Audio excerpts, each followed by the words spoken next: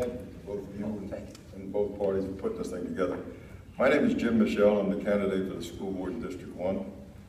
I am a come here, married to and almost born here.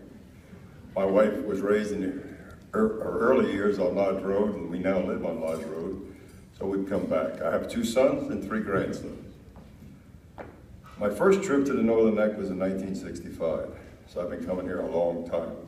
In 2003, we decided to take early retirement, and I asked my wife where she wanted to live. She said she'd like to go home. Here we are. We know the value of living in the Northern Neck, and that's why we chose it.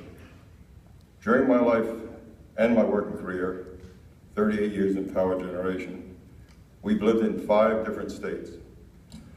At every location, I made it a point to get involved in supporting local communities.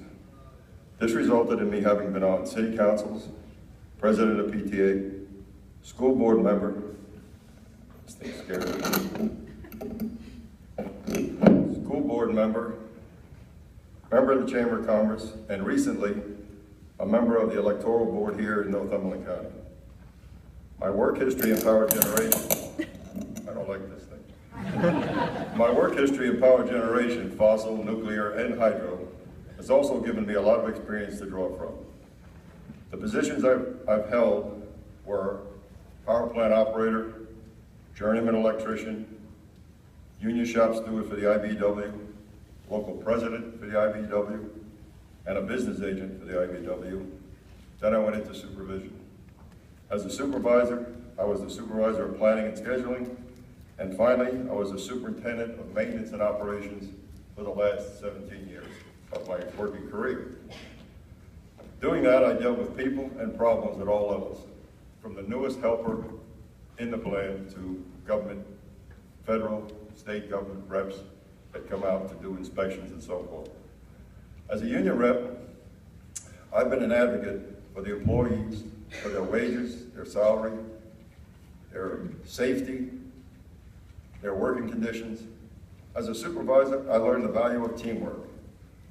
Teamwork, efficiency, workplace morale, and good communications up and down the line. I really want to emphasize good communications. I also learned how to prepare and maintain a budget. The budget for our schools is the largest portion of our county's overall budget. And talking with Kenny Eads, I found out it's approximately 62%.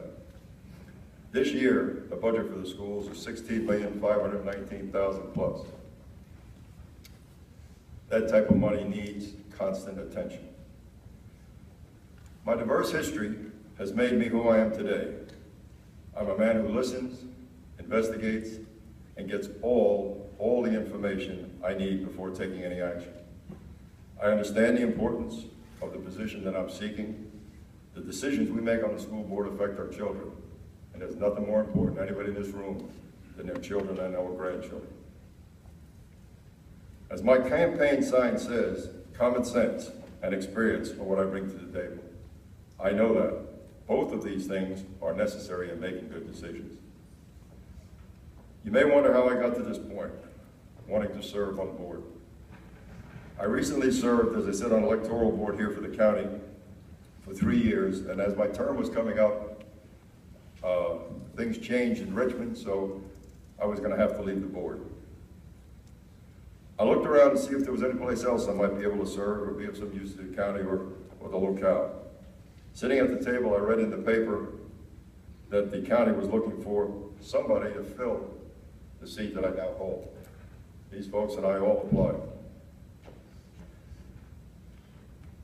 That day, I went down to the board office, got an application, went home, filled it out, and returned it the next day.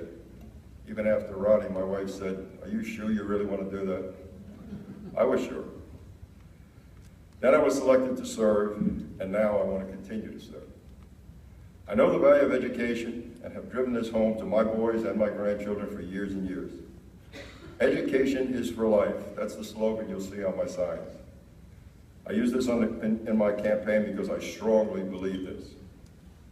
It is something we need to instill in our students as soon as we can. Pre-K or kindergarten is not too early to get them started understanding the value of education. That's where the values are set and the desire to learn is formed. And we've got to get their buy-in, because without the students' buy-in, they will not be successful. That is paramount. Their understanding of the value of their education for them is most important. It is the key. The people within our system, our school board system, the school board members I'm working with, the superintendents, administrators, teachers that I've been working with now for about 6 months, have shown me that they agree with this type of philosophy. That's why I want to continue working with them. Most recently, last Monday at a board meeting, we heard concerns from teachers and parents about a grading system that we were using, a 7-point system. After hearing these reasons and hearing their say, what they had to say, we changed it. We changed it from the 7-point system to the 10-point system. That was really the only course to take. We are not an island here in the Northern End. These students are competing nationally, not only inside our state, but nationally for scholarships, and we must do what's in their best interest to help them. And I think we did that. Things are far from perfect, but the necessary steps are being taken and plans developed to continue to improve. I'm proud to be part of that team. The statistics we received from the state recently show that we have improved and are continuing to improve year to year. All our schools are now certified with a small asterisk. We are short by 0.4% at our middle school, I think it's in English, of being certified. Certified, that is a big deal. Those of you who know, not too long ago, some of our schools were not certified. We are making progress. I know we must always search for new ideas and areas of improvement, and we must develop plans and make sure that they are implemented. As I said, I know the value of communication, and I mean that. I want to say this. If you, any of you, not only in my district, but any of you, ask me to look into something, I will look into it. However, I am a strong believer in the chain of command. And I may ask you to follow it.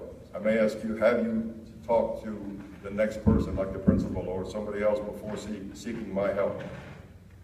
But I will still follow up, investigate on my own, and make sure you at least get an answer to your question. I hand out my business cards. I've got little business cards that I've been handing out as I go around knocking on doors, and it has my phone number on it. I'm not real computer savvy, but I am old-fashioned enough to answer my phone when it rings. And you have my promise, I do answer my phone. You can reach me. I hope now that I've given you some idea as to who I am and why I should continue to serve on your board. I'd like to thank you guys again for organizing the event, and thank you all for coming here tonight and taking this time. Thank you.